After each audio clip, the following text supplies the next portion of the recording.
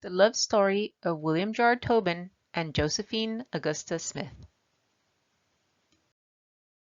Hello everyone, my name is Sylvia Gonzalez Pizana, Manager of Collections and Interpretation at Villa Finale Museum and Gardens in San Antonio, Texas, here to bring you a fun little love story about the great-grandparents of Walter Noel Mathis, Villa Finale's last homeowner. Technically, the story begins in 1731 with the arrival of the 16 families from the Canary Islands sent by King Philip V of Spain. One of those people, in one of those families, was Juan Curbelo, who settled in San Antonio. A great-great-granddaughter of Juan Curbelo was Maria de Jesus Curbelo, who married John W. Smith. Smith was born in Virginia, grew up in Missouri, then moved to Texas in 1826. He was very involved in the Texas Revolution and was the last messenger to leave the Alamo before it fell to Mexican forces.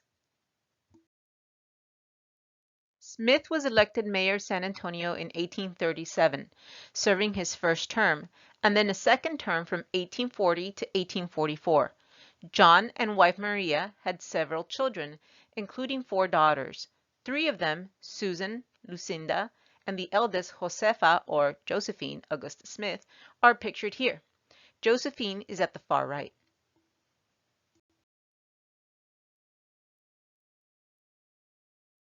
Our actual love story takes place in the year 1853.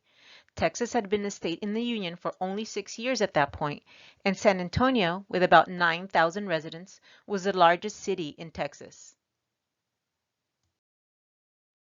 This love story must have begun on a nice day in 1853, because Josephine Augusta was out enjoying the day on a carriage ride. Being the eldest daughter of the then former mayor and quite a well-known figure throughout the state, the 17-year-old Josephine was traveling through town with a chaperone. Most unmarried girls at that time moved about with a companion. For propriety's sake, not doing so would have been considered scandalous. As Josephine's carriage traveled through Alamo Plaza, her eyes caught the sight of a handsome young soldier walking through the square. The young girl was so struck by the young man's dashing good looks, she turned to her chaperone and said, "Do you see that man? I'm going to marry him some day."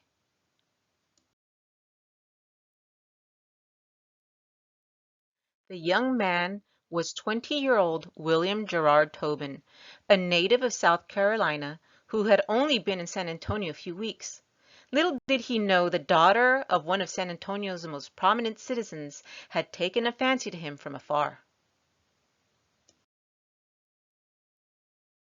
It is unclear how the two met face to face, but if young Josephine's statement to her chaperone is any clue, she may have been the one who found a way to initiate a meeting with the young man.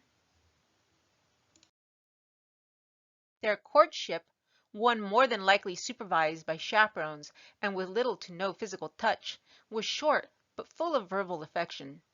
Just 2 months after meeting, the pair had become husband and wife.